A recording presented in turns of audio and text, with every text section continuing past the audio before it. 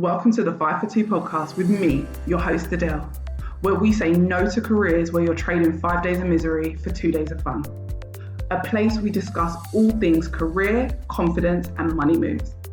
I want to motivate, teach, and empower ambitious women to achieve more, earn more, feel more confident, and enjoy the work they do.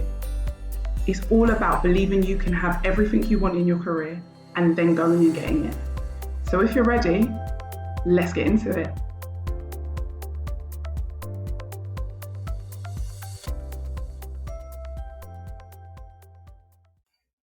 Hey everyone, welcome to another episode. I hope you're doing good. This week, I feel like the episode is going to help so many of you. I am talking to someone who has just landed herself a new role and started a new role. So she has navigated the 2026 job market. You know, I always say what's better than the source. So instead of hearing it from me, you get to hear it from someone who's literally just navigated it, just landed the job. You can hear the good, the bad, the ugly, all things 2026 job market. So let me introduce Jaz Marfo. She's a career coach at the Yes and Works. She coaches at businesses and she coaches individuals, all with their career. And as a career coach, yes, because I know a lot of you are going to be saying, oh, she's a career coach. Of course, she knows how to navigate the job market. But as career coaches, we're still human, guys. So even if she knows how to navigate the job market, she's still a human and she still has to go through exactly the same things you would go through. The difference is that maybe as career coaches, we're doing this so often that we can let you know what is probably going to work faster. So listening to us is probably a good idea. Anyway, hey Jaz, welcome to the episode. Hello. And thank you for being here. Let the people know who you are, what you do, so that So I'm a career coach. I've been doing this work for just over 8 years now, really specializing in working with that high achiever, that friend that is always driving for more and working on a project and a promotion and all the things. And then on the flip side of that, working with organizations who want to create environments where those type of people can thrive. So really working with organizations that are really forward looking and wanting to really join me on my mission of making work for more of us. perfect. I love it. And Jaz, let the people know, because you're like me. We have portfolio careers, so we also have 9 to 5s. What do you do in the 9 to 5 world? What is your job title? So the new job title, which we're going to tuck into, is Senior Manager of Customer Programs and Community. Oh, I like it. I like that job I title. do too. Oh, okay. So yes, Jaz with the fancy job title, we like it. So let's talk about this job search. And before we get into the win, because I want to say to everyone, it took Jaz 6 weeks and 1 day to land this job, which is almost unheard of. And I'm sure Jaz will agree. In this job market, turning it around in 6 weeks is fast. Do you not agree?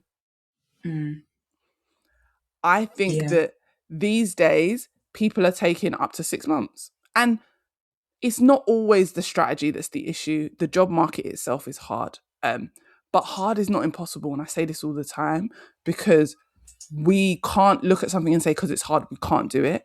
And Jaz is proof of that. So, like I said, before we get into the win, what did the first few weeks of your search actually look like? Was there any silence? Was there any doubt in your mind, like where you are in life? Were you ready for the move? Like, what was just the first few weeks of the search like? Yeah, 100%. And I also want to preface it so that 6 week journey was definitely start to end the role that I'm in now, and exactly what you're saying. We're looking at a world with multiple stages and things like that. But I was definitely window shopping for weeks before then. Okay. When I say window shopping on purpose, as in I would, okay, I need to look for a new opportunity. I worked out at the beginning of this year that the role that I was in wasn't the best fit for me at the time. There were just several reasons to it. And I say this to illustrate the fact that it's not like we wake up one morning and go, I need a new job now. However, the voice gets more urgent and more urgent. So I was window shopping, seeing what's out there, seeing what roles were there. Also, after taking a break from work, I had had time to really look at my skills and what was my long term vision for my career as well. I knew, regardless of what happened in the job hunt, that wherever I go, I want it to be long term. I wanted a career step, not just a job. And so that meant that 6 weeks of applying for jobs quite intensely wasn't as quantity focused as a lot of people think that it should be. It was very quality focused. There were a ton of automated rejections. There were some personal rejections that came so many weeks after that I almost had like forgotten what the job was. Don't get me wrong, I'm a big fan of tracking your applications, like track the journey. Um, but there was definitely a lot of auto rejections. There was also moments where I rejected myself, not in a bad way, but I looked at some roles and I was like, I'm reading between the lines of what you're asking for here, and I'm going to apply, but I got some questions for you if I get on that first call. Mm. And then there's also just the exhaustion, just straight up like looking at my tracker and going, there's 3 roles that all close their deadlines this week or they've just opened this week, because I really love to apply as soon as possible from a Mm. job going live, because I know that especially in this economy, there's a lot of job ads that go up and they have to close it early. Mm-hmm. Like Yep. they have to close it early because they've either seen enough of what they wanted to capture, or their process is so that actually if we keep this thing open, we won't have the capacity to even comb through all of the applications. So I'm Yep. really big on that. But what it meant is just working full out in my job, um, while recognizing I've got 3 applications, I want to give my best. I'm really big on paying attention to the energy and the mindset that you're in when you're applying for jobs. So it's not the type of thing that I like to do. Like I'm a morning person. So me applying for a job at 10 o'clock at night, unless we're talking like a LinkedIn easy apply, that does not happen. That will always be Mm. benchmarked for the morning or the moment where I'm the freshest. So yeah, it was a lot of navigating the rejections and just keeping my criteria right, because it's easy to get like even 3 weeks in, and this is 3 weeks into this journey, I'm in an interview process with a role, but I'm still applying. Like I'm still Yes. applying up until that offer letter is there and I'm good with what's on there and we've done that negotiation piece. I am still sending out applications, which in and of itself is also a tough thing to do mentally because you're tired by the time Yeah, you're in someone's 100%. process. Mm. But yeah, it looked like a lot of different emotions and a lot of different paces, should I say. There were some weeks where it was just, I don't have the capacity to do much more than bookmark and network. And Mm. other weeks where it's like, right, I'm actually going to book time off work to Right. get these applications cleared. Oh, do you know what? I like that you just said that last bit about booking time off work. I think people don't utilize that enough. Take a day of Mm, annual leave. Looking for a job is literally, job searching is like having a full time job. And people always say to me, I can never find the time. I'm tired in the evenings. You've identified, firstly, that evenings don't work for you. So mornings are better. But you mm, also just said you took some time off work. If need be, you will. I say to people, if you've got an interview, for instance, and you book the day off work anyway, use some of the rest of that day to apply to other jobs. 100%. And I like that you said that. I also like that you said you almost forgot about some of the jobs you applied to, not because you're not tracking them, because you said you've got a tracker, you can look back, you can see. But I think that shows a mindset of like, you're not holding on to the job with both hands, your feet, your head, your neck, like holding on so tightly without such desperation. I sometimes feel like people are in such desperate energy that they hold on to 1 or 2 jobs that look great and then they forget about continue to apply. They forget that you can get a rejection even if it's nothing to do with you. That whole apply early, 100%. From me coming from the HR recruitment perspective, back in the day, I would get 50, 60 applications for a job and I would have a yes, no, maybe. And Mm, the yeses out of those 60 would probably only be 10 good ones. And the rest would be like either in the maybe or the no part. Now I'll get 60 applications and I promise you at least 90% of them are good. because we have so many people currently job searching and not enough jobs. So Yeah. in the early stage of you applying, when I see the application, if I've already got 30, 40 excellent people, if another 20 excellent people apply, I'm not shortlisting you now. I'm closing. It's too many. I've got too many people already. Who's doing which CEO and which manager, and even myself as a manager? When am I doing 40 interviews? Yeah. Absolutely. So if I've got 40 good candidates, sometimes people are getting rejected, not because they weren't good, but because I can't even look at them anymore because I've already got 40 good candidates. I'm going to narrow down that 40 to about 15 and I'm going to do those interviews.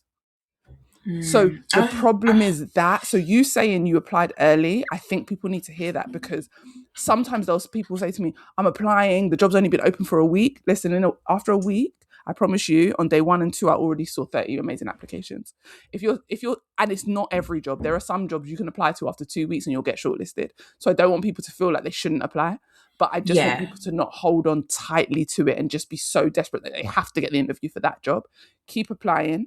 The fact that you were interviewing and you kept applying, super important. I just want people to really hear what Jaz just said, because she said a lot in that short period. She said a lot of things that will help with your job search. So with that said, I wanted to ask you, what's one piece of job search advice you hear all the time that you actually think is out of date? Tailor your CV for every single application. Okay, Jaz, we're career coaches. Why? You have to say why. You have to expand on why. First of all, who's got time for that? Um, and I will caveat that with, there's somebody listening that goes, AI has time for that. And I'm like, AI shouldn't have time for that. Um, two reasons. The first reason is very much connected to what you said before, right? There, it's an energy of, I will be whatever you want me to be. And the Ooh. reality is that's never going to be the case. If we think about a job application as a square box, and we think about your CV as a circle, there's Mhm. only so many boxes that your CV is going to go into, and your experience, your you-ness is going to go into. And so when we create a new CV for every single application, we show up as another square, which is not what they're looking for. Mhm. They're looking for somebody who can, yes, fit into their environment, but they're looking for somebody who is themselves, i.e., a circle, not a square. Mhm. Also, you create a conundrum for yourself whereby you've now just shapeshifted 25 times over the past week. So much so that if you get a call from somebody and they go, yeah, really loved what you said at the top of your CV, you have no clue what they're talking about because you Mhm. have so many different versions going. The second side is what I touched on before, having a criteria. So for me, when I was looking for roles, I had I had two CVs. Mhm. Two CVs. I had one which was focused on project management, ops, customer experience, which was a direction that I wanted to explore. Last year, I did a project management certification. I realized that that's one of the key skills at the bottom of my career throughout my career.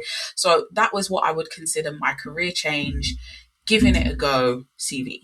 And then I had the other CV, which was the role that I've been doing for years, which is community management, still highlighting those project management features. But I'm applying for this job because the job title says community manager, senior community lead, director of community. And I'm speaking that language throughout the whole CV. Versus the first one that I mentioned is me translating my experience into that project management world, into that ops world. So I had those two CVs. I was not Mm. shapeshifting CVs. However, I was answering objections in my covering letter. And I Okay. think that's kind of the part two. So right, the CV for every single application is outdated, but what is something that is a non-negotiable, if there is capacity and a space and a request for you to put in a covering letter, use that covering letter to explain, hi, I am a circle that would like to be welcomed into your square box. Here are my edges. Here are the parts of the role that are a learning opportunity that's natural flow from what I've done. Here are all the parts of the job requirements that I know I can do and how I know I can do them. You're articulating your value and your impact in that document. It doesn't need to be reams and reams and reams, but you're also explaining any anticipated objections.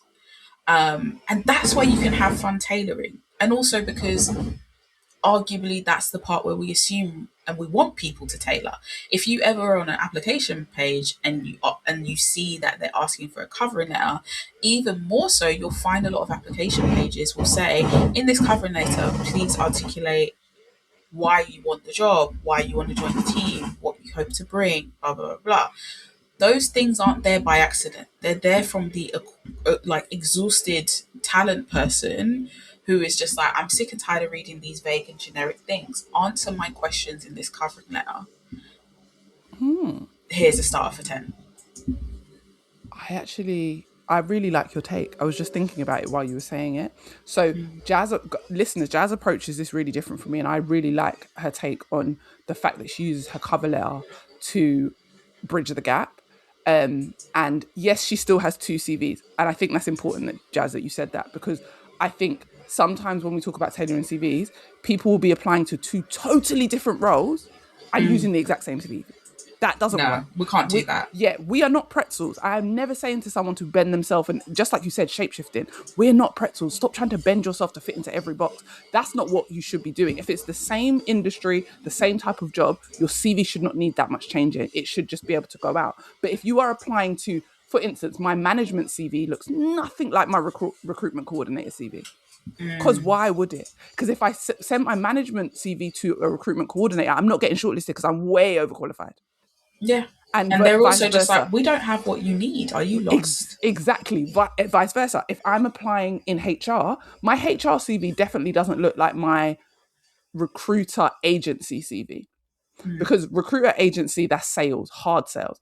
HR, that's internal movements. So Yeah. they look totally different. If I was going for a teaching role, I would not be using my recruitment CV. So I think it's important, like you made that differentiation, you have two different CVs. However, I agree with you, shapeshifting long. Like, what are you doing? But the difference where you approach it is you approach it with your cover letter. And I really like that, because you've given every listener who listens to me a different perspective, because all my listeners know I hate a cover letter and I'm not doing it. Get someone else. Everyone knows that about me. Get someone else to do it. My current job, I had to write a cover letter, and I was so annoyed because I really wanted the job, and I've never Yeah. bothered. Usually, if there's a cover letter needed, I won't apply. But my current job was like, they needed a cover letter. Jazz, I promise you, in that moment, I'd already attached my CV. I Yeah. typed up maybe 4 lines, Yeah. 5 lines max. I said, I'm not doing it. And it was just 5 lines. I told them what I could do, my impact done. It was 5 lines. Obviously, I'm in the job. I got the job. So Yeah. the But cover I letter, love that because you did what I said. You answered their I questions. answered the You've gone, question this as is quick as I could. annoying me, but why Yeah. would you have put this here? You want me to pitch you. All right, cool. Here's your Right. 5 sentences. Right. Whereas other people will write a 1 page cover letter, and actually you can get to the point quicker. Also, again, I don't like cover letters. So it is a Yeah. quick for me. And also, I think from the flip side, I two don't to read cover three letters. paragraphs max. Maximum, And when I exactly. say paragraph, we're not talking full paragraph. We're talking two Yes. to three sentences And max. each paragraph. That's it. Yeah, Yeah, and that's it. I think it's from the flip side. I don't read cover letters, and that's the truth. Most of Mm, my recruiter friends, about 80% of us, we don't read cover letters. That's the truth. The reason for the cover letter bit in the in the application is usually because the CEO or the manager, who are like the older generation, maybe the boomers or the different, they want to see a cover letter, or mm, they think it's just process, or the company has it as policy because a lot of policies are outdated, and then they'll make us put it in. Also, cover letters do eliminate a lot of people. People like me who refuse to do them, it will eliminate mm. someone like me, because I'm like, I've filled out the application, I've sent you my CV. Why now do you need a cover letter? So it also is a way of reducing the talent pool.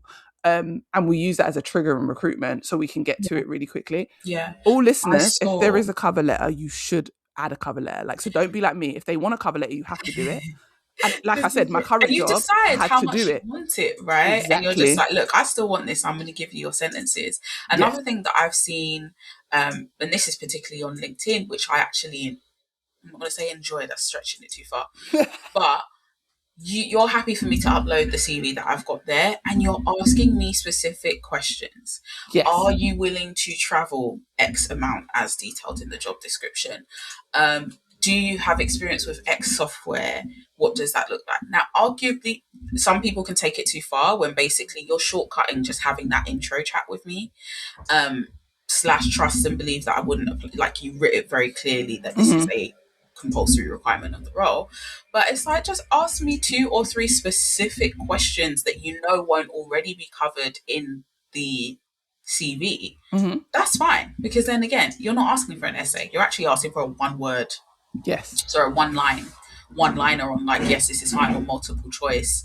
Yes, happy to travel this much, or here's my. I saw some people asking about preferences for like remote work, Mm. and like how many days would be ideal for you. And I'm just like, do what you will with my answer there, but at least you asked me something very Yes. quick and specific. Quick, specific, get to the point. We're not wasting anyone's time. I really agree with that. And the way you tailor your cover letter is probably the way I tailor the personal profile of my CV. Mm, So for me, every job I apply to, not every job, because I'm not changing my personal profile every time. I'll use the same CV for like 4 different jobs if they all read kind of similar. If a job yeah. reads slightly differently, for instance, in HR, if they're leaning more towards compliance than they are to people and benefits, I will Mm, update my personal profile to show the compliance that I do. yeah. Versus if I'm applying for a job that in the HR area that's leaning more to people and benefits, I'm going to make sure my personal profile has a result of people and benefits that I support or that I've done. And then I'm just going to move my bullet points up or down, depending on that. So Yeah. my CV is always going to have all the same information. I might just move things around because if they're looking for compliance, why would my compliance bullet points be at the bottom? No, I'll just why are we move them to making the people top. work hard? Yeah, people are lazy.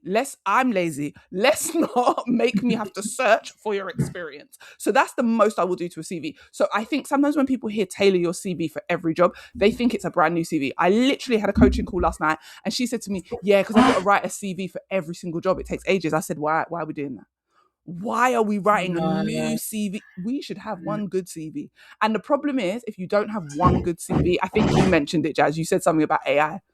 Yeah. AI can't write your CV. I don't care what anyone says. AI can assist you. AI can help you. AI cannot write a good CV, It should not especially be. not when you're getting up to senior level and stuff. Because even if you get shortlisted, one of two things. If you do get shortlisted with an AI CV, you have not found your people or your job. You're going to end up in a job that you absolutely hate because AI has pretended to be something that you're not. 100%. And we've spoken about this before, which Mm-hmm. is people know when you are using it. Oh, all I day don't care long. if you've told it to remove the M dashes, I still know that you've used it. And Absolutely. we talk about this whole concept of, in the recruitment process, you're de-risking yourself as a candidate. Mm-hmm. So for me, if I see a CV that is heavily AI'd, Not getting shortlisted. you've given me a red flag, Yep. because I'm now going, okay, this job involves communication, Mm-hmm. it involves articulation, right? It involves sales, it involves executive stakeholders. If you cannot take the time to use your organic skill to assemble a CV, how can I trust that you have the rest of those communication Yep. skills? And especially when we're talking about management, that's why you said it perfectly. If you are a leader and you've AI'd your CV, oof, Mm-hmm. that's a struggle for me. And one of the things, and I shared this on Instagram, which I think is why we ended up on call here today, Mm-hmm. amongst other chats, where after I joined the organization, my manager reflected back to me that they as a team had seen so many AI CVs Mm-hmm. that had just either turned everybody into like the same vanilla, Person. Yeah. the same Yeah. person. And so when my CV came through, it was actually refreshing for people because they could tell I'd put thought into it and personality. And when they began to meet me through the stages, it lined up with what I'd written in the interview.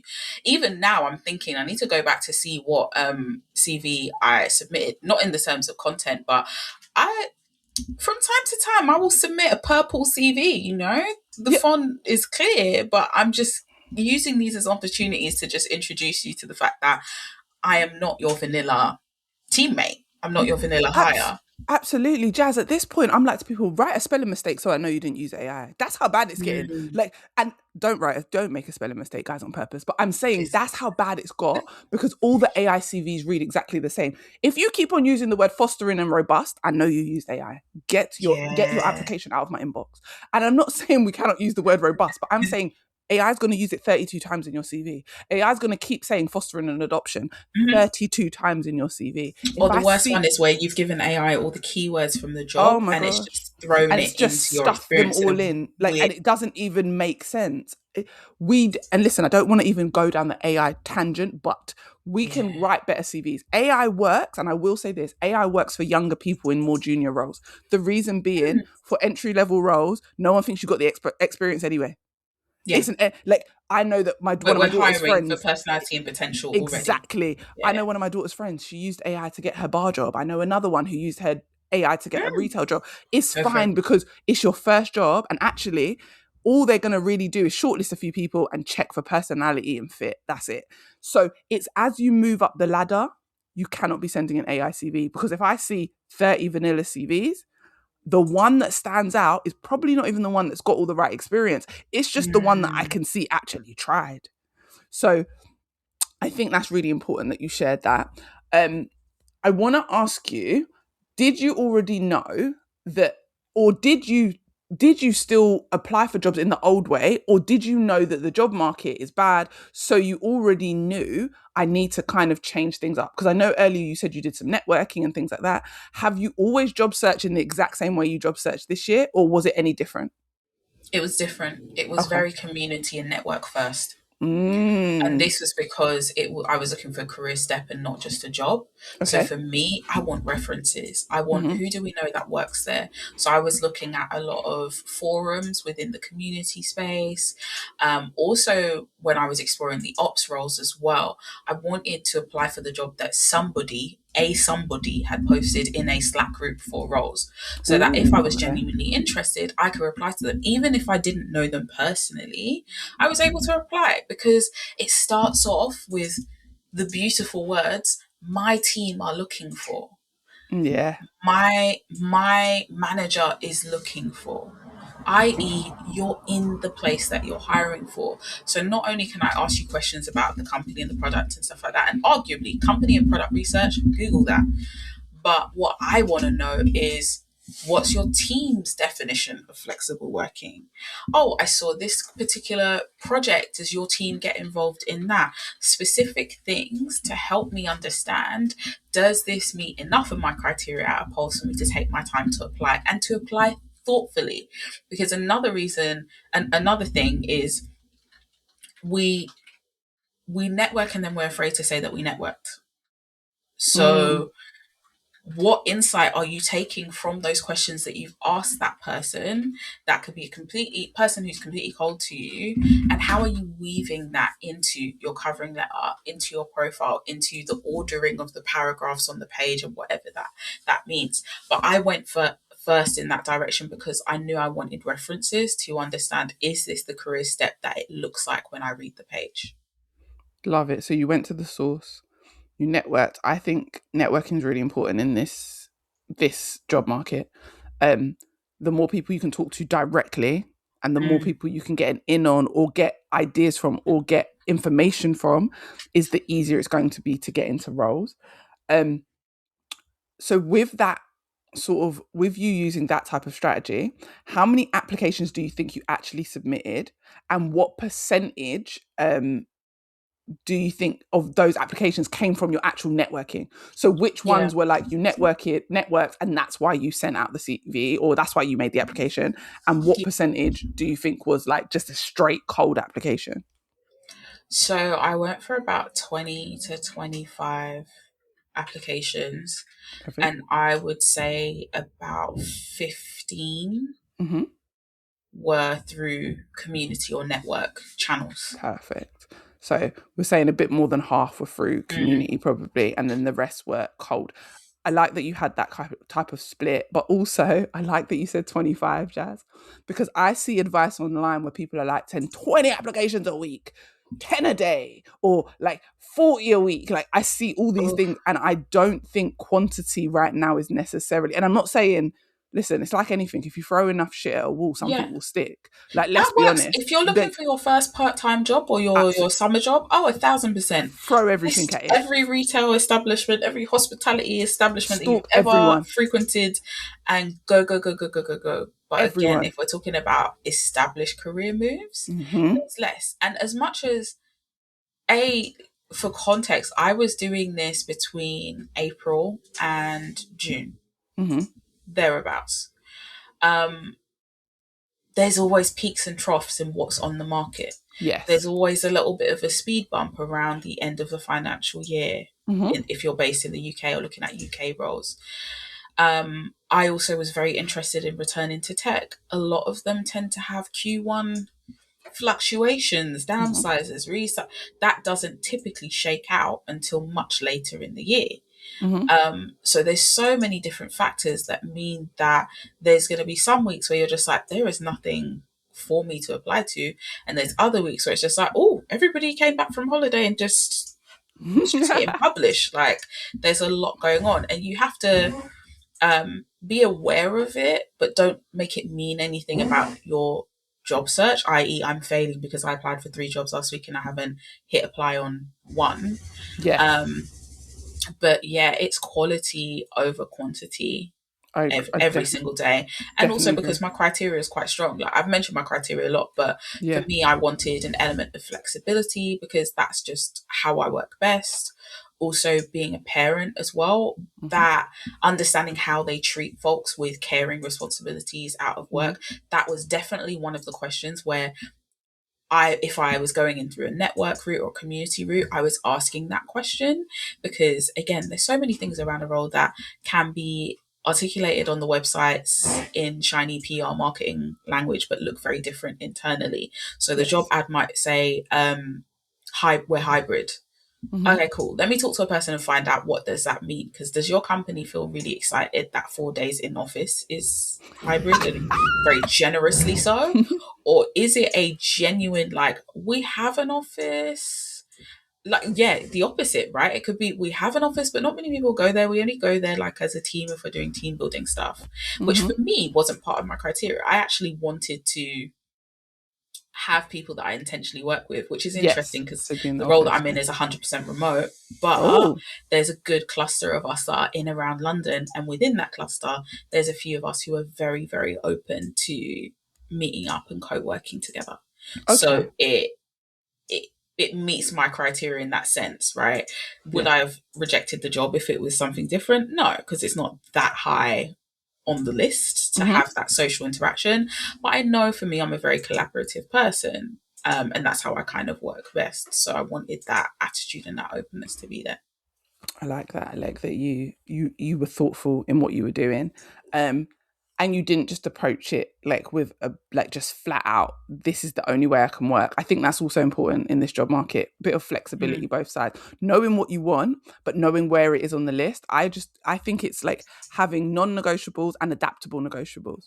Yeah. Because some people, everything's in the non-negotiable column, and then they're like, I can't find a job. That's why, because You should work for everything yourself can't if that exactly, is what because you're trying to if say. everything is non-negotiable, you're an entrepreneur. You're not a business. You're a business owner. You can't work for someone else because something has to be Yeah, negotiable. there has to be a Like there compromise. has to be something where you're like, okay, do you know what? If I got all the other things, I don't really care about that thing. But some people don't have that. So I like that you had that balance. Something I did want to ask you as well is, did you click on LinkedIn Easy Apply at all? Because I hear so much different advice on this, and I want to Mm. see your take on Easy Apply. Like, did you ever use the Easy Apply at any point in your job search? Yeah, I did. Perfect. I did. And what were your Um, results from using Easy Apply, if you so remember? the results, so I didn't get positive responses, but I got quite swift rejections, which I know a lot of people will be like, oof. But I'm just like, Yeah. listen, when I think about the mindset of somebody who's put something on easy apply, Mm-hmm. you know you're playing the numbers games because you've Yes. removed one of the biggest barriers to people applying. Yes. So if you have very quickly determined that I'm not for you, I'm not for this role, that's all good. What I would also do as part of this easy apply is make sure that I then connect, if I really like the company, Mm-hmm. connect with that recruiter. Mm-hmm. I like that. I'm not necessarily switching on notifications because then it's getting busy, Yeah. but I'm connecting with that recruiter. So then when something else comes up again, it's more likely to then go on my radar. So in Yes. many senses, even if I walked away with a rejection, I walked away with something. Um, Even just the process of answering the questions on the easy apply. Cool. I'm going to Mhm. save my responses to those questions for another response because not every question is completely unique, right? Describe a time when you blah blah. Sometimes they want you to get into interview questions and competency based questions on the application form. I'm saving it so I always have something to walk away from. But I will never not do uh LinkedIn Easy Apply because it's still a job ad. It's I still like going to that. go through a process. Why would I discount myself from it? Especially if the role is amazing. Like it's a bit counterintuitive for me to go, I don't think that this is real because you've done LinkedIn Easy Apply. Look, however you want to get appetite and interest is completely up to you. I'm just here to say, like, hi, I'm here and I'm interested. Yeah, no, I like your take because I have used LinkedIn Easy Apply. I don't care. I use all options available to me when I'm applying to jobs, and I don't think it's a bad thing just because it's Easy Apply. Yes, I do think people get much quicker rejections through Easy Apply, but I also know people that have gotten roles, me included, through LinkedIn Easy Mm, Apply. I think it's just not as much as it's called Easy Apply. It's not the easiest way to get your um. yeah. It's not And the your easiest way CV to get has to make shortlisted. sense Yes, because, because it's especially Easy when you Apply. click through that Yes. form and all you are asking for is my CV, ooh, Yes, my that's CV yeah. better be It earning has its to be keep. on point. I agree with that. It has to be on point. But I also want to thank you for talking about the rejection side of it, because you didn't in anything you said. You didn't make it, rejections a big deal, and I want people to hear that for a couple of reasons. First reason being, everyone's going to get rejections in a job search. I don't care how good you are. I don't care if you're a career coach. I don't care if you sit at C suite. I don't care if you're at entry level. Everyone is going to receive rejections because only one person gets the job. If I'm advertising a job for one person and 20 people apply, guess what? 19 people have to get a rejection. Only one person can get the job. And I feel like sometimes we're at a point in life where I feel like people have forgotten that. People are like, oh my gosh, I keep getting rejections. Someone has to get rejected. It sounds harsh, but also rejections are not personal. Jazz, you know, just like I do, there are about 1,000 things going on in a company. Do you know how many jobs that I've put out, I've started interviewing for, and then someone in C suite has said to me, we're going Yeah. to make a whole department redundant. I need you to interview them all and give someone the job in that department and stop all the people from outside that you're interviewing. I can't say that to the candidate. So I have to just say, No, oh, we've we're no changed longer direction. interviewing, Yeah. or we've changed direction, or the budget's changed, or the role's no longer available, or we went a new way. Like I have to make up a story because front facing, I have to keep confidentiality. I can't tell them we're going for a full Mm, restructure, we're losing money, da da da. Whatever the mm, reason is, I can't say that out in the public realm. So therefore, you might get this rejection. Also, people leave. I might be the recruiter on a job and I've got all these people and I've done all these first interviews and then I leave for whatever reason. I don't know. I don't know my company. It's toxic. My boss is awful. No one picks it up. No one even realizes that I've done interviews because yeah. they've closed my email account down and no one bothered checking. There are Jeez, them so ones. many things that people do. You know when you work in it, you're like, oh my gosh, I wish people outside knew what was going on, because there'll be so many things happening in the corporate background that have nothing to do with it. Also, it might just be your CV didn't hit the points. All right, that's nothing to do with you personally. Your CV just didn't hit the points that they needed to hit, so it rejected you. It Mm, doesn't mean anything about you. So I like that you said that rejections gave you information. Also, the fact that you wrote your answers, you copied and pasted somewhere else so you could reuse them. You made your life easier. Like we can always take something from everything, even if we get no real feedback from that rejection. But when we sit in those rejections, I feel like that affects the next application. Like, would you agree with that? Like when people yeah. sit in the rejections. 100%. I was talking to a client last week actually. Mm-hmm. And this is a client where I saw someone post about a job within my network and I said, I used to work at this company. They've got a role. Go for it. It fits what you've been saying that you want. And she applied for the role. She was rejected for the role, but they sent her a link to another role to say, we think you could be you weren't a good fit for this one. We need to go with someone with more experience, but here's another role that we have that could be a good fit for you. And she was saying, like, I don't know if I would go for it. It was essentially a step up. I have Right. managed experience, blah blah blah. I was just like, I need you to know that they did not need to redirect you to another role. Mm. So it's not that we're going to go over the moon to go, they've cherry picked me for this other up. No, no, no. We're going to stay neutral about it. But we are going to recognize that that was a conscious choice for them to say, we've reviewed your CV. Also, the rejection was human in nature. They could have used AI to do it, but it was human in nature, signed off from a person, again, explaining we went for somebody with more experience, etc. And I just said, apply for it and articulate that this would be your first experience with official management, because I know that you've managed projects, you've managed cross-functional teams. Just because you haven't Mm-hmm. had the title of manager and been responsible for somebody's one-to-ones, then it doesn't mean that you don't have the competency or the capability to do it. Also, please remember, organizations have a duty to train you. So even if Mm-hmm. you've managed elsewhere, they're going to put you through, this is how we do our one-to-ones, this is our HR information system, this is how we performance manage here. So go for it. I think there's so many times we get in our heads about the responses that we get, and just make it mean something that it's not, but also overlook those glimmers. Again, not from a place of desperation, but from a point of like, oh, I actually got feedback. Can I do anything about the fact that the other person has more experience than me? No. But you gave me information, you responded, and you redirected me. You didn't need to. So let's go and see what happens over there. Yeah, I really like that. No, that that's so important. I feel like people really need to hear what you just said. And anyone who's listening now, I need you to like rewind a little bit and re-listen, because Jazz is touching on some really key points, and it's real things that we all go through. It's real thought processes that I believe at least 90% of job seekers are going through at any time. So it's really important that we have an objective view and we look at things almost like we're looking at someone else doing it versus personally internalizing every single thing. And like you said, being neutral in certain situations, not being overhyped, not being underhyped, just being neutral and being able to just stand in that neutrality. So, yeah, I think that's really, really important. I Yeah. want to dive into interviews a little bit because I want to know if you did anything differently in interviews this time versus your past searches. And I also want to know how you handled the why should we hire you question, especially in such a competitive job market right now. Yes.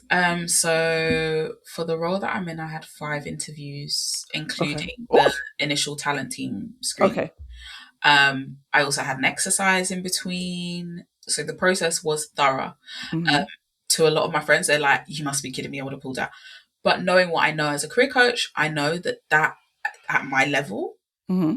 that's the due diligence. That's the Hmm. pathway. One thing that I will give my organization kudos for, and every organization that does this, they told me up front. They said, if Yes. successful after this call, you will meet this team who does, they explained why. They weren't just throwing people at me. They were like, this role would work closely with that team. And then they'd also work closely with that team. This person's on holiday, so likely if successful after that stage, you'll do this. Then there'll be an assessment and then a final with X, Y, and Z. So they mapped the whole thing out and asked, does that sound okay for you? Do you have any questions? Mm. And that allowed me to go into it with my eyes open and not be surprised. And also at the same time along the journey, going, hey, it's a holiday. I'm Mm. trying to juggle calendars. You are still a priority. It's just it might not be until the end of next week. So again, I wasn't in my head in the middle of the process. But in terms of the interview approach, I used the information that they gave me about who I was meeting.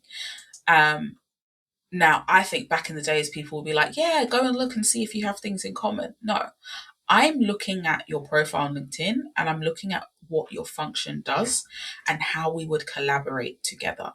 Mm. Because that is what you're judging me on when I jump on this interview with a particular team. So my role works really closely with brand. And so in my initial interview, that's who I met. And that's who was part of the whole panel kind of going through it. So I looked at like what is coming out of the brand team for this organization. where am I able to get a steer or ask some questions about, okay, which platforms live under brand domain? Did you do a recent rebrand? Things like that. How can I get curious about their domain and then start to think about the ways that we would collaborate together, or things that would come from my function and my role, how they would impact yours? So that when I show up in that interview, I'm showing up knowledgeable, I'm showing up with a lot of empathy, and I'm showing up with, how do I say, it's one thing to tell somebody that I can collaborate with you and I can create programming that supports your goals.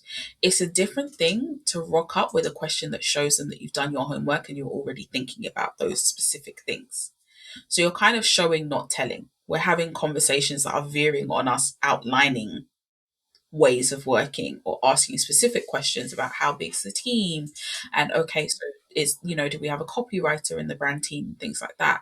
So don't be afraid, I think, when it comes to the interview stage, to embody the role a little bit more. I always warn against doing this at the application stage, but Mm. once we're starting to have conversations, oh, 1,000%. If I was in this role, what kind of conversations, what things would we be working on? What shared KPIs would we be driving towards? And those are things that you can think of in your preparation, but also ask in that interview conversation. I like it. I like the approach. And Mm. it's different as well, because I still think, as much as I definitely agree, like, I'm gonna research the person or who the team I'm in. I want to know what they're kind of working on, so that I know that my answers can kind of lean towards how I will contribute to that. I Mm. think that's key. Like, that bit that you said is key. That's impact. You know, I love impact and I love results. Because Yeah. listen, when I'm in a room with anyone, why I always say to myself, there's no point in me telling you what I can do. I need to tell you why what I do matters to you. Like, Mm. it's really important. I say to people all the time, I don't care what you do. Why does it matter? Like, why does it matter to me? When you're selling yourself to me, when you're in an interview, all you should be thinking of is, okay, I'm really good at this, but why does it matter to them? Because you could be really good at something that no one in that room cares about. And if Yeah. you've researched and you know what those people care about, then the conversation should be different. You should be talking about how you, not how you're going to bend yourself into a pretzel, but how you genuinely can collaborate and what you genuinely can bring to their team. So I love that you said that. I think that is really, really important. But I will say, not going to lie, Jazz, I still lean, and it might be like the older millennial in me, I still lean towards the, let me see what we have in common. And my biggest reason for that is I'm super like I lean now in my likability. I do Oh think I'm yeah, super likable. 100%. That rapport is important, Yeah. because especially in this day and age where ideas are a dime a dozen, Yeah. like people are out here chat GPTing whole swathes of their job. And I'm not Yes. poo-pooing that, but Hmm. it means that what's left is that human connection. Will I get Yes. along with you? Do you get it? Do you get me as an individual? Hmm. When we hop on a call and we go, how are you? What you been up to? What are we talking about in that space? So 100% building that rapport and that human connection, because that's the thing that's different. That's what I think. I would say in my interview process, there was laughter. Yes. I think that's And I'm important just though, like, I love because that, because that's you how I would can't, work. If you're too you, serious with me, I, as interviewee, are looking at that like, oh, why? Like, ex- don't get me wrong, final stage exactly. interview, it was giving Mm. apprentice final stage at point. And I was like, yeah, because that's what it's meant to be. You are the Mhm. co-founder, you're not playing games. But if the first one is like, yeah, we need to have some sort of rapport, there needs to be a comfortability, there needs to be some, yeah, vibe. Listen, I think that there's a lot of things that humans, we can't outpace AI on. We Mm. can't outpace AI on a lot of, like, the technical stuff, the speed it researches, the data points. Like, there's a lot of stuff we Yeah. can't outpace. But the human, I can outpace AI on my human. And I can outpace AI on my personality, the nuances, the subtleties, the things Mm. that, like, we talk about all the time. The higher up you get up the chain, listen, it's no longer about what you can do, it's about who you know. Yeah. Because I know I've got promotions. I know I've sat in the director seat because I'm liked, because I'm good at my job. Don't ever get it twisted. I'm a woman Yeah, of color. that's I've always the got to be baseline, great folks. at my job. Like, the underlying, as a woman of color, I've got to be amazing at my job. I've got to be able to jump over taller buildings than everyone else. I'm not saying that. I never take that away from myself. But within that, I also have to be, and I have been, super likable, because every day no one wants to turn up and work with someone they don't like. I'm keeping it Mm. 100 because Not I at don't all. care how good a team is. I've worked in teams that were excellent, but toxic as hell. Like, I didn't like any of it. I can't be in that environment every day because I'm spending too much time with you, and that negativity is feeding into every cell in my body. Oh, Versus, 100%. I would rather work with a team where there's more people that I like. Don't get me wrong, people have to do their work. I'm very much Yeah. type A, bit anal. Like, if you can't do your job, I'm gonna need you to be Why are sacked. we joking if you have deliverables for Exactly. Yeah, why are me? you talking to me? Like, what? Unopened Don't messages. talk What are to we doing? me, and I've sent you 4 emails. Like, I need you to not talk to me until you've done the 4 emails. However, I do still need the likability. So yeah, I think that you can outpace AI with your human. So I think I do 100%. a bit of both. I definitely do what you do, and I research for the purposes of how am I going to make impact and collaborate. But I also research on, because if we've got something in common, I promise you I'm somehow weaving that in. Yeah. I'm weaving it into my answer. After I've answered my impact, I'm weaving in like, oh, and I noticed that blah, blah, blah, blah, blah. Or I'm not even going to say I noticed. I'm just going to talk about it It's like just it's a in the part of my answer. conversation. Yeah, I'm just going to talk about it like Yeah. it's part of my answer. I'm going to be like, yeah. And It's back part in of the the storytelling. day, I used to be a teacher. Mm. Because I can see that you also used to be a teacher. And then they'll be like, oh my gosh, yeah, I saw that on your CV. I used to be a teacher. Now we're besties. Now Yeah. you remember me I'm a because not whole only am I the, human. yes, It's not not just only am I the girl Q&A. with impact, but I also used to work with 4-year-olds, and now you remember. You're like, oh, do you remember the one Mm. that you used to work with 4-year-olds? I can't remember her name, but I really liked her. Yeah, yeah, yeah. Because I work with 4-year-olds too. So it's just, I think that there's a good combination. I think you can combine the impact and the, I think you can combine the impact as well as the human. But I also like that you said you did it for each interview. So you looked up for each interview. I'm going to be honest, I usually only do it for my first interview. I like that you said you looked up who was interviewing you for every single one of your interviews. Because I think that is another, I think in this job market, that's another really good step that if people aren't Yeah. doing, they should add into The their stage strategy. isn't there for vibes. Like, we are no Yes, longer in the economy where it's like it's true. people are sitting at their desk and they go, oh, I've got time for an interview. Yeah, chuck me in. No, Mm, it's they have true. somebody in the talent team has done calendar Tetris Mm-hmm. to bring specific people in specific clusters together, Yeah. because there were some interviews where I had a repeat person show up but with a combination of a different team member. Mm-hmm. I make the assumption that nothing is by accident, so how can I gain that empathy for the new stakeholder that's entered the chat? Yeah, 100%. And I think that's also you inadvertently you've answered why should we hire you? Like, all Mm. those elements joined together is probably how you were selling yourself on those questions where they're basically asking you why you, not everyone else. Yeah, yeah, 100%. And I think I also led with that on my covering letter. I was like, I Love am it. your target market. I understand a whole swathe of your segment. I've not only got the experience, etc., etc. So I pitched. I was when it came time to pitch myself, I never shied away from it. I think a lot of people are taken aback by a direct question of why should we hire you over everyone else? Because I got that Mm, question after I did this kind of exercise portion of it where I had to present some ideas and things like that. And I got that question. They were just like, and I think they might have even given me insight to say, there were three of you that got to that phase. Why would we choose you? And I could tell mm, they were asking it as a litmus test, and they were going to ask it to person 2 and person 3, mm-hmm. 1,000%. So for me, that was the question that I had to prepare for, but to make sure that also from a physical perspective, I wasn't taken aback when it was asked, because you have every right to ask that, because Mm-hmm. I've clearly gotten to this point alongside other folks because we're looking at a neck and neck situation. So then it's the personality. And for me, I will always answer that question with a combination of my experience, but also my perspective, Mm-hmm. because you want to know what I'm going to do. We've already spent this entire process talking about what I've done before. You've done the competency based stuff.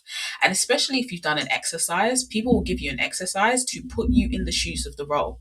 So by the time you've done that, if we're not talking about the future impact, then what are we doing? Because I've intentionally given you an exercise to make you think about the future in this role, or future strategically in this organization. Mm-hmm. So yeah, Absolutely. I shared like what I would prioritize. I shared my philosophies on this is getting a bit nuanced, but like my philosophies on platforms. I picked up on phrases and challenges that had been shared with me throughout the interview process from different stakeholders, so that they understood not only I was listening. None of them were done separately. I'd hop on interviews and go, let me open up my notebook. I took so many notes in the last interview, so I just want to make sure I'm ready for today.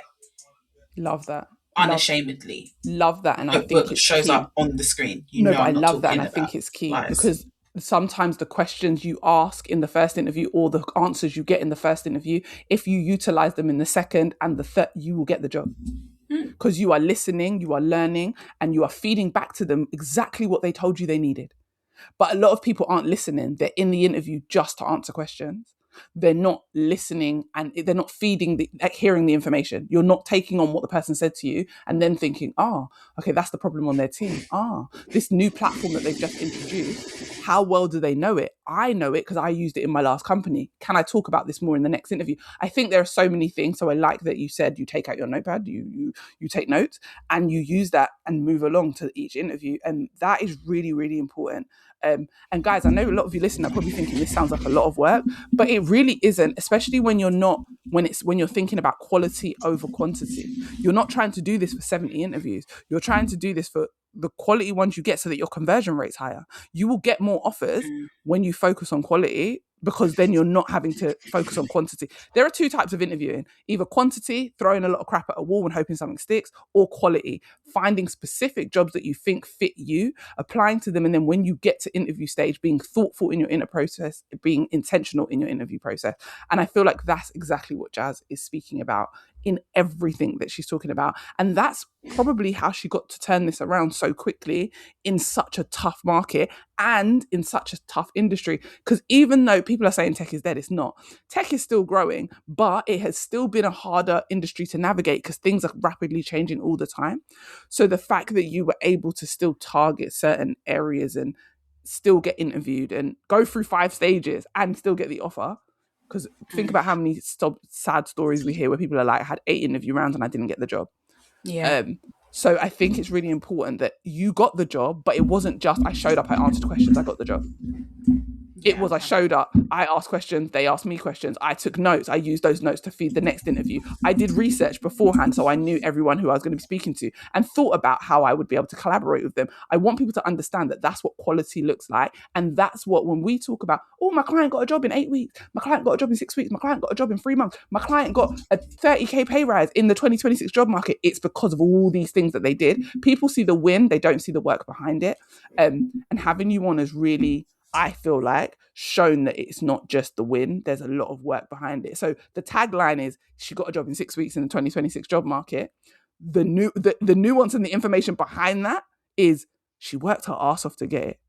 She was intentional to get it. She planned and prepared and had conversations to be able to get it. So there was work behind the scenes that was happening. She took days off work to get it. So I just want it to be really key for people that are listening.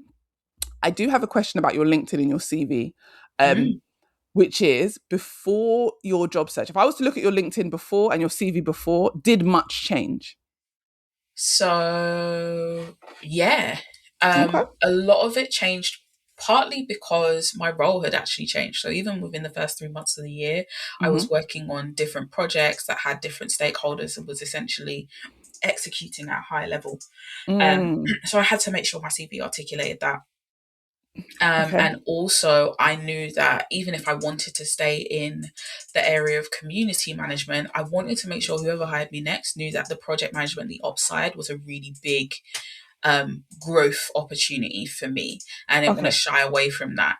And to that end, that's why my role has got the customer programs element to it, because I wasn't shy about my passion and my skill set in terms of creating programs of work and streamlining workflows and things like that. So that was a big thing that was reflected on my LinkedIn and my CV. Obviously, as I mentioned before, louder on one version of my CV than the other, Yeah. but that definitely came into the interview process as appropriate, right? In service of the role that I was applying for, not like getting on the call and being like, yeah, I don't want this job. Can you make me a new one? No, it was, I have this skill set. I've always had it. I'm honing it. You're going to get that as part of hiring me. What else could that possibly look like? Mm. Absolutely. Absolutely. Okay. So I want people to hear that there were changes, and also that you had thought about it because you saw that in your current job, a lot of people will leave everything the same, but you actually in the job had evolved. Mm. So you made sure to reflect that before you started applying for new jobs. So I like that.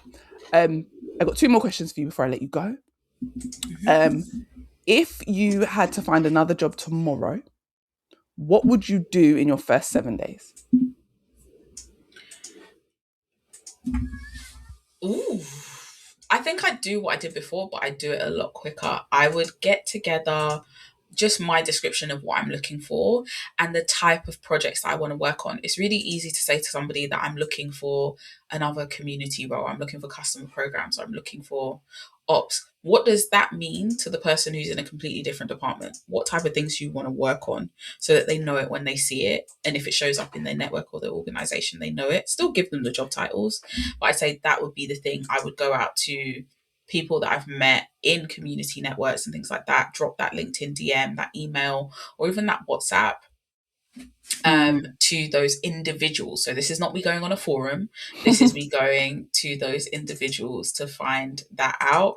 And then I'd set up my systems, set up my tracker. I've used a tool called Teal before in the past, but also a normal spreadsheet works really well. Rank the roles, no working basis, salary, da di da di da, but start to do that window shopping within the first 7 days for sure. Start bookmarking, setting up those alerts, and having them come to my inbox. love it. Jazz, as you can tell, guys, is very, very type A. Which I love about Jazz because as much as she's type A, she's also really chilled and laid back, which sounds so opposite. But Jazz is very I'm on the chilled and laid back surface. because I'm type A. Yes, I was about to say on the surface, you may not feel like Jazz is type A, but once you have a conversation with Jazz, you're like, oh my gosh, Jazz is super type A. Jazz is organized to a fault. Like she has spreadsheets and systems and things in place. And I love that about Jazz because I think I'm really type A and I do not have systems in place when I drop. I am writing down the job title that I applied for, and that is probably all that you're getting. And then I'm going to forget all about the spreadsheet that I created. And then after I get a job, I'm going to be like, oh, wow, look, I did create a spreadsheet. So, yeah, as much as I think I'm type A, I'm very not type A. Well, I am type A, but I'm not as good as Jazz is. But I like the fact that you have systems in place. I think when you have systems in place and you feel more organized, especially in this type of job market, I think it is super helpful because I think it Yeah. gives your brain something else to do other than worry about getting a job.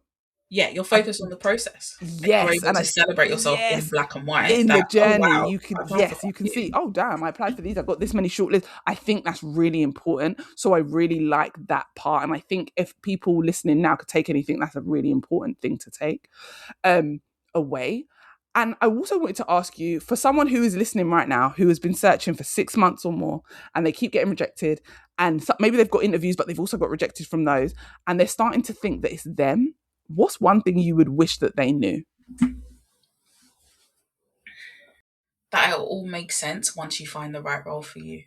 Mm. And I know that's so wishy washy, but when I started to go through this interview process, I couldn't help but compare the role and more of the things that I was finding out about it to the jobs that I had applied to before or was still applying. Mm. Like it almost became the new standard because I was starting to see what is possible. I was starting to see that I could go for a community role and they see my operations passion as an asset and they have opportunities for me to build a portfolio in that sort of space. I started to see things like that.